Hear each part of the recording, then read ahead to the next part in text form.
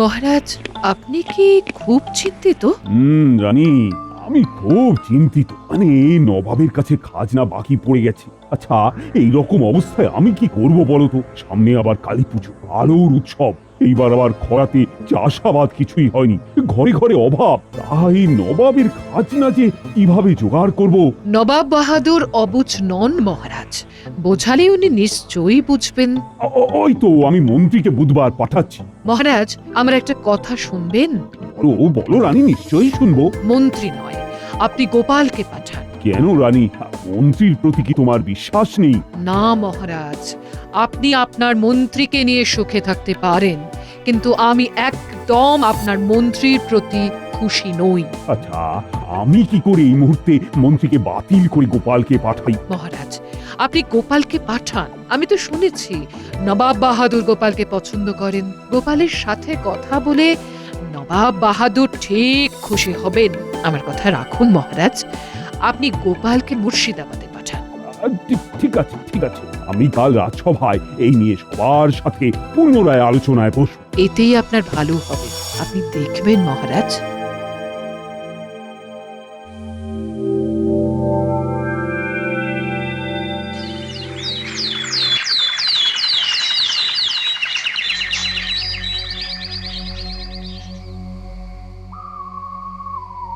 মহারাজ, মুর্শিদাবাদ থেকে নবাবের দূত এসেছেন। আবার এই নিয়ে 3বার খেলা জমে গেছে। এবার নিশ্চয়ই চরমপত্র। মহারাজ, আর কেউ আপনাকে রক্ষা করতে পারবে না। আপনার সিংহাসন এবার গেল বলে। ও গোপাল, কি হবে? এবারে কি দেওয়ালিতে আমার রাজ্যের প্রজারা আসবে না? এবারে আপনার বসার জায়গাটা থাকে কিনা দেখুন, তারপর আপনার প্রজাদের কথা ভাববেন। না, এবার আমাকে নবাবের কাছে যেতেই হবে। কৃষ্ণচন্দ্রের জায়গায় আমাকে প্রতিষ্ঠিত করতে নবাব আমাকে সাহায্য করবেই। প্রহরী, নবাব বাহাদুরের দূতকে সসম্মানে নিয়ে এসো। যথা আজ্ঞা মহারাজ। চিন্তা করবেন না মহারাজ, নবাব বাহাদুর বাঘ ভাল্লুক নয় যে আপনাকে খেয়ে ফেলবে। ভালো করে বোঝাতে পারলে নবাব বাহাদুর বুঝবেন। তুমি কি মনে করেছো যে নবাব বাহাদুরকে তুমি যা বোঝাবে আর নবাব বাহাদুর তা বুঝে যাবেন? ঠিক তেমন ভাবে বলতে পারলে সবটাই সম্ভব। ও, তুমি বলতে চাইছো নবাব বাহাদুরকে তুমি তোমার ভাড়ামো দিয়ে খুশি করবে? ভাড়ামো কিনা বলতে পারবো না, তবে মনে সদিচ্ছা থাকলে একটু হেসে কথা বলেও মানুষকে খুশি করা যায় মন্ত্রী মশাই। তবে মহারাজ, গোপালকে ওই নবাব বাহাদুরের কাছে পাঠিয়ে দিন। গোপাল আপনার সমস্যার সমাধান করে দেবে। কি গোপাল, হাতি ঘোড়া গেল তল, মশা বলে কত জল। মহারাজের জয় হোক। আমি নবাব বাহাদুরের চিঠি নিয়ে এসেছি।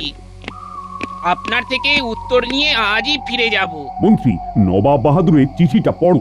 দাও দূত, দাও। মহারাজ কৃষ্ণচন্দ্র, আমি তোমার ব্যবহারে অতিশয় ক্রুদ্ধ। তোমাকে এত করে বলা সত্ত্বেও তুমি খাজনা দিচ্ছ না। আমার এই চিঠি পাওয়া মাত্র আমার বকেয়া খাজনা সব মিটিয়ে দেবে, অন্যথায় আমাকে অন্য ব্যবস্থা নিতে হবে। বুঝলাম।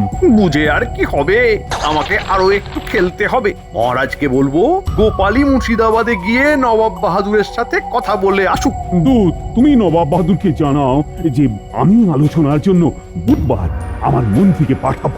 যথা আজ্ঞা মহারাজ।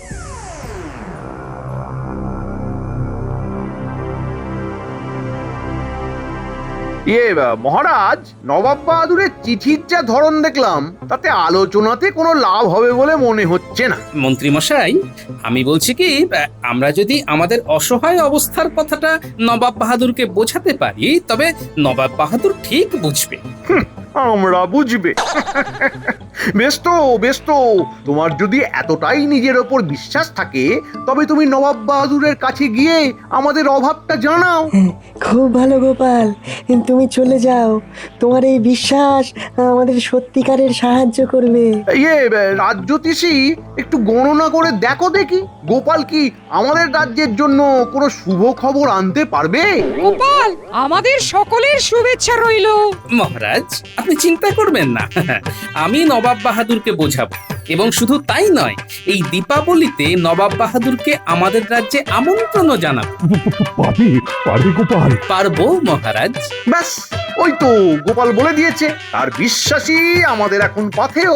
গোপাল, তাহলে খাজাঞ্চির কাছ থেকে রাখা খরচ নিয়ে তুমি বুধবার সকালে সূর্য ওঠার সাথে সাথেই রওনা দিবে। হ্যাঁ, মঙ্গলে উষা বুধে পা, যথা ইচ্ছা তথা যা।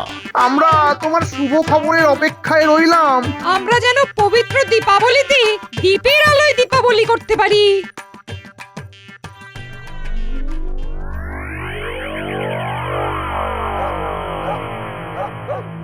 গোপাল দাদু, এবারে পুজোটাও খুব বাজে ভাবে কেটেছে, আবার দীপাবলিও খুব বাজে ভাবেই কাটবে। এবার আমরা ফুলঝুরি রং মশাল জ্বালাবো না। ও দাদু, জ্বালাবো না? সত্যি বলছি গোপাল দাদু, এবার আমাদের পুজো ভালো কাটেনি, আর কালী পুজো ভালো কাটবে না। আমি মুর্শিদাবাদ থেকে ফিরে আসি, তারপর দেখ না কি হয়। হ্যাঁ গো, তুমি কবে যাবে মুর্শিদাবাদ? বুধবার সকালবেলা একটু ভোর ভোর রওনা দেবো, বুঝলে? হ্যাঁ গো, মন্ত্রী মশাই থাকতে তোমাকে মহারাজ পাঠাচ্ছেন যে? মন্ত্রীমশাই নিজেই আমাকে যেতে বললেন, তাই জন্যই বিষয়টা খুব কঠিন, বুঝলে? তবু আমার উপর পূর্ণ বিশ্বাস রেখেই আমি যাচ্ছি। তোমাদের সবার জন্য ভালো খবর আনবো। আর তোদের সবাইকে বলি, আমাদের কৃষ্ণনগরের সবচেয়ে বিখ্যাত কি?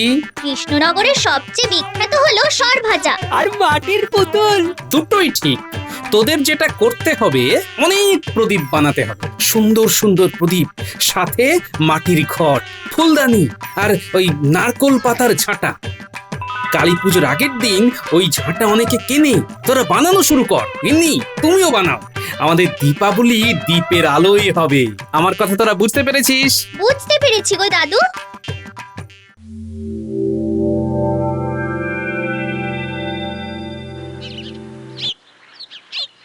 গোপাল দাদা, ও গোপাল দাদা, তুমি যেটা বলেছিলে সেটা নিয়ে এসেছি।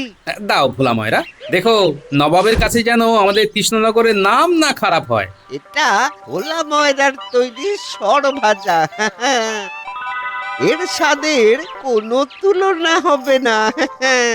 ঠিক আছে ভোলা, আমি মুর্শিদাবাদ থেকে ফিরে তোমার সাথে দেখা করব, কেমন?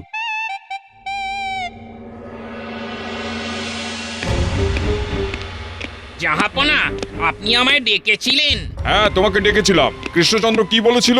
উনি বলেছিলেন আজ মন্ত্রী মশাই আপনার সাথে দেখা করতে আসবেন। মন্ত্রী আসবে? আমি ওই মন্ত্রীর সাথে কোনো কথা বলবো না। উজির, তুমি মন্ত্রীর সাথে কথা বলবে। কথা বলেই বা কি লাভ? আমাদের যেটা দেবার সেটা দিয়ে দিলেই তো ঝামেলা মিটে যায়। কি বলেন জাহাপানা? আমার উজিরটা ধীরে ধীরে বুদ্ধিমান হচ্ছে। তুমি ঠিকই বলেছো উজির, খাজনা দেবে, তারপর বাজনা বাজবে। ধার বাকি মিটিয়ে দাও, তুমি কি আমার পর? না, আমার উজির একেবারে রসিক চূড়ামণি। জাহাপানা, কৃষ্ণনগর থেকে গোপাল ভাঁড় আপনার সঙ্গে দেখা করতে এসেছে। কৃষ্ণনগর থেকে গোপাল এসেছে? গোপাল, আসতে বলো, আসতে বলো, দেখি দেখি কি বলতে চায় ও। হঠাৎ করে গোপাল এলো কেন? আচ্ছা, গোপাল আসাতে কি আপনার কোনো সমস্যা হলো? না না না, কোনো সমস্যা নয়, কিন্তু একটা কিন্তুর মধ্যে পড়ে গেলাম। কেন জাহাপানা? আসলে গোপালকে আমি খুব স্নেহ করি তো, তাই কৃষ্ণচন্দ্রকে রেগে যেটা বলতাম সেটা গোপালকে বলতে পারবো না। প্রণাম নবাব বাহাদুর, শুভ বিজয়া আর আগাম শুভ দীপাবলির শুভেচ্ছা জানাই। আমি তো জানতাম তোমাদের মন্ত্রী আসবে, তুমি এলে কেন? আগে আমাদের মন্ত্রীমশাই খুবই অসুস্থ, উনি আসতেন। অসুস্থ? কি হয়েছে মন্ত্রীর? ওনার বুকে খুব ব্যথা, খুব দুর্বল, শিঙি মাছের ঝোল খেয়ে শুয়ে আছে। বুঝলাম, তা হাতে ওটা কি? বিজয়ের পরে আর দীপাবলির আগে যে কোনো জায়গায় গেলে ওই মিষ্টি হাতে করে যাওয়াটা আমাদের রীতি নবাব বাহাদুর।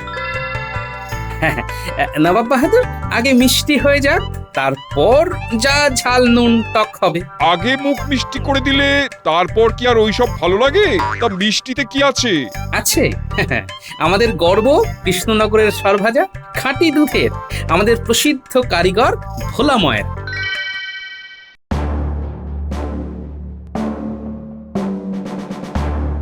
রাজ্যতীষী, তুমি ঠিকঠাক গণনা করে দেখো তো আমার কৃষ্ণনগরের ভাগ্যে কি আছে। একরাশ হতাশা।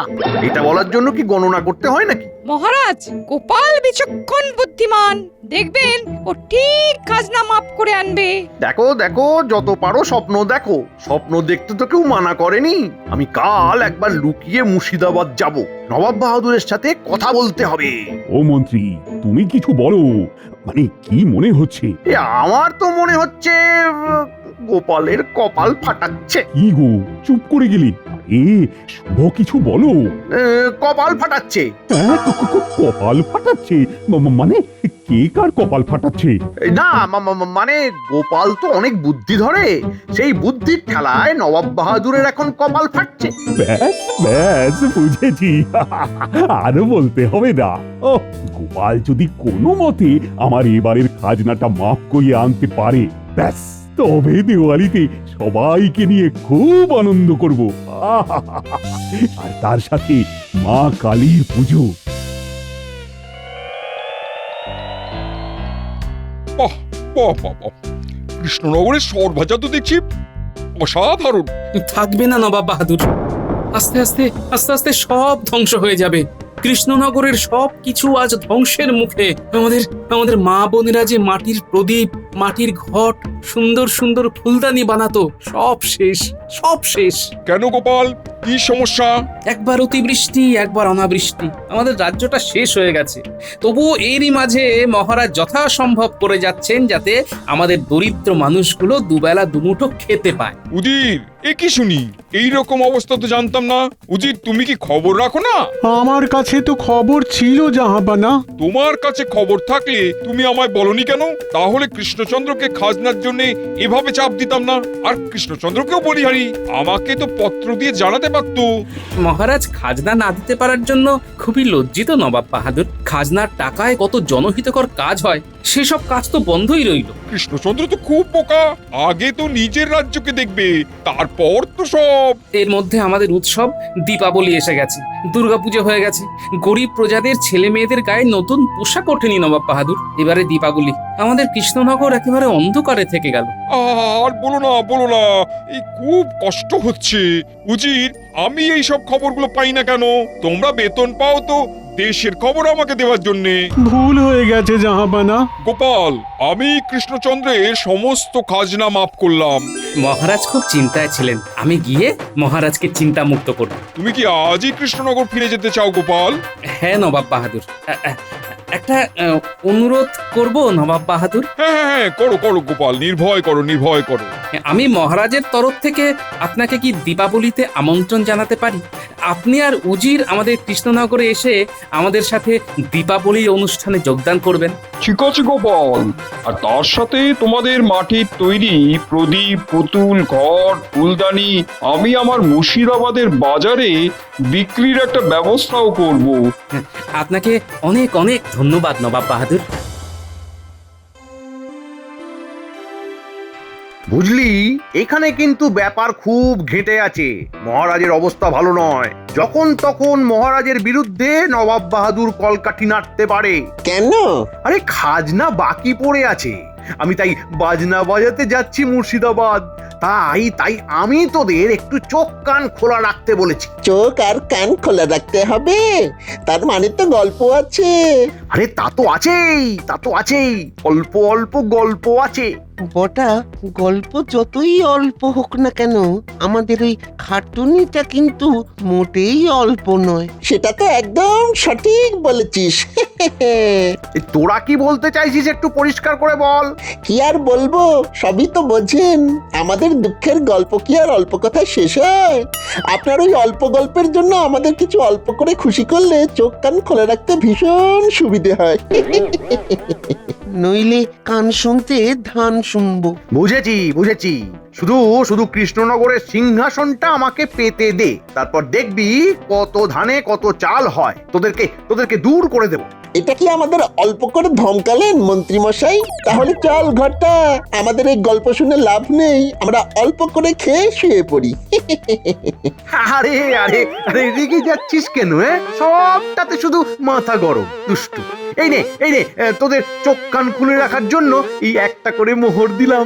বটা, বল ঘরটা, একটা মোহরে দুটো জিনিস কি কিভাবে খুলে রাখবো বলতো? মন্ত্রীমশাই, আপনি দিচ্ছেন একটা করে মোহর আর বলছেন চোখ আর কান খোলা রাখতে। এ কি করে সম্ভব, ঠিক কি না? আরে ঠিক আছে, ও তোদের তোদের আরো একটা করে মোহর দিচ্ছি। বাটা, চোখ আর কান খুলে রাখার জন্য ঠিক আছে, কিন্তু মুখ বন্ধ রাখবি। কেউ যদি মন্ত্রীমশাইকে ভয়ঙ্কর কটু কথা বলে, তুই কিন্তু কিছুই বলবি না, শুধু শুনে যাবি, কেমন? ও আচ্ছা আচ্ছা আচ্ছা আচ্ছা, এই নে তোরা তোরা তোদের মতো কাজ কর। হ্যাঁ, আমি চললাম। হ্যাঁ, আপনি নিশ্চিন্তে ঘুরে আসুন।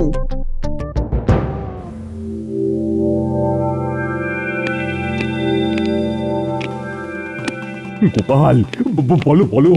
আরে তোমার কথা শুনবো বলেই তো আমরা সবাই বসে আছি। মহারাজ, নবাব বাহাদুর খাজনা মাফ করে দিয়েছেন। কি বলছো কি? হ্যাঁ, তুমি তো অসম্ভবকে সম্ভব করলে। মহারাজ, মন্ত্রী মশাই কোথায়? এই খবরটা তো মন্ত্রী মশাইকে দেব বলে ছুটে ছুটে আসছি। মন্ত্রীমশাই একটা বিশেষ কাজে বাইরে গেছেন, তা তুমি শেষ পর্যন্ত করতে পারলে? না করার কি আছে বিজ্ঞানী? একটু ভালো কথা তো সবাই পছন্দ করে, আর মানুষকে যদি বোঝাতে পারো তবে সব সমস্যার সমাধান হয়ে যাবে। মহারাজ, তাহলে এবার আনন্দ করুন। আরেকটা কথা, দীপাবলি আরো সুন্দর হবে। কিভাবে? নবাব বাহাদুর আসছেন আমাদের কৃষ্ণনগরে দীপাবলি পালনে, আর উনি দীপাবলির জন্য 1000 সোনার মোহর পাঠিয়েছেন। গোপাল বাজি মাত করে দিল।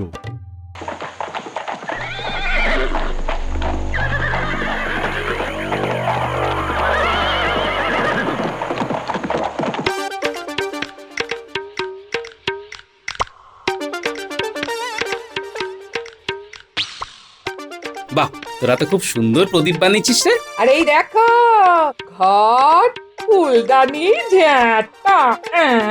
তুমি বলে গেছো আর আমরা তোমার কথা না শুনে বসে থাকবো? এটা কখনো হয়েছে? তোরা তো আমার লক্ষ্মী বানর সেনা। জানিস এবারে কি হয়েছে? কি হয়েছে? নবাব বাহাদুর নিজে আসছেন দীপাবলিতে। আমাদের কালী পুজো খুব ঘটা করে হবে, আর তার সাথে আমাদের কৃষ্ণনগর সেজে উঠবে আমাদের তৈরি করার প্রদীপে। আর আমাদের দীপাবলির জন্য নবাব বাহাদুর 1000 সোনার মোহর পাঠিয়েছেন। আর আমাদের কৃষ্ণনগরের মাটির পুতুল, ঘট, প্রদীপ মুর্শিদাবাদের বাজারে বিক্রির জন্য নিয়ে যাবেন। মা, এই তাই নাকি? এসব সম্ভব হয়েছে তোমার জন্য?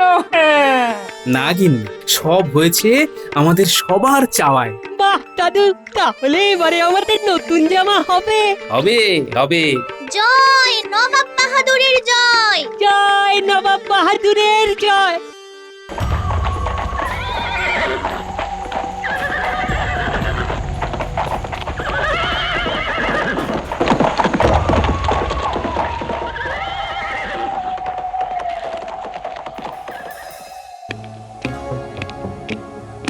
জাহাপানা, কৃষ্ণনগর থেকে মন্ত্রী এসেছে আপনার সঙ্গে দেখা করতে। সে কি মন্ত্রিত্ব শুনেছিলাম খুব শরীর খারাপ, পাঠিয়ে দাও। কি ব্যাপার জাহাপানা, মন্ত্রী কেন এলেন? সেটা তো আমারও প্রশ্ন। প্রণাম নবাব বাহাদুর। তোমার তো খুব শরীর খারাপ মন্ত্রী, তুমি এলে কি করে? আমার শরীর খারাপ? কে বললো? গোপাল। আসলে আসলে গোপালকে একটু দেখতে চেয়েছিলাম, মাপতে চেয়েছিলাম। মহারাজ তো তার উৎসব নিয়ে আছে, এদিকে আপনার খাজনা দেওয়ার ইচ্ছা নেই। আপনি ঠিক করেছেন নবাব বাহাদুর, আপনি খাজনা মাফ করবেন না। প্রহরী, মন্ত্রীকে কারারুদ্ধ করো। কেন কেন নবাব বাহাদুর? তুমি গোপালকে মাপতে গিয়েছিলে, গোপাল তোমাকে মেপে খাজনা মাফ করে কৃষ্ণনগর চলে গেছে।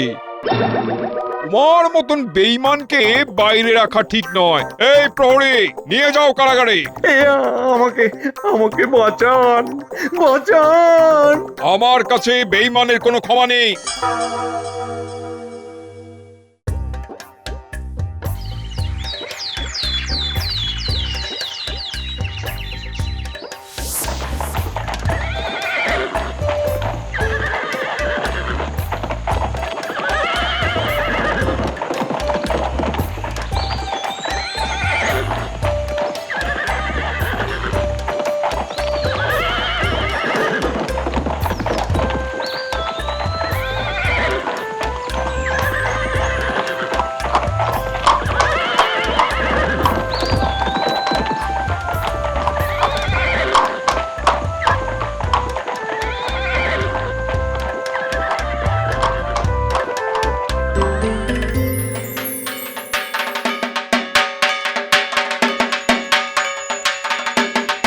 রামচন্দ্র, গোপাল না গেলে আমি জানতেই পারতাম না যে তুমি এইরকম একটা বিপদের মধ্যে আছো। তোমার মন্ত্রী একটা ষড়যন্ত্রী, ও তোমার বদনাম করার জন্য মুর্শিদাবাদে গিয়েছিল। আমি ওকে আমার কারাগারে বন্দি করেছি। ঠিক ঠিক করেছেন নবাব বাহাদুর। দেখেছেন নবাব বাহাদুর, আমাদের রাজ্য কিরকম মাটির প্রদীপের আলোয় সেজে উঠেছে। এই সব মাটির প্রদীপ এই এরা বানিয়েছে। বাবা, তোমাদের মাটির কাজের নাম তো জগৎ জুড়ে আছে। আমি তোমাদের এই প্রদীপ মুর্শিদাবাদে নিয়ে যাব। ওখানকার মানুষও তোমাদের এই প্রদীপ নিয়ে তাদের উৎসব সাজিয়ে তুলবে। দ্বীপের আলোয় দীপাবলি। আজ না হয় আমরা আতশবাজি পোড়ালাম না? ঠিক বলেছ গোপাল। দেখুন দেখুন নবাব বাহাদুর, দ্বীপের আলোয় আমাদের রাজ্য কিরকম মায়াময় লাগছে। চলুন মহারাজ, পুজো সম্পূর্ণ হয়েছে, এখন ভোগ বিতরণ হবে।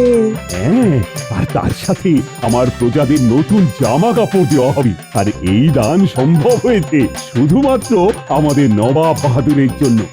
নবাব বাহাদুরের জয়। সাথে জয় মা কালীর জয়। জয় মা কালীর জয়। জয় মা কালীর জয়। জয় জয় মা কালীর জয়। জয়।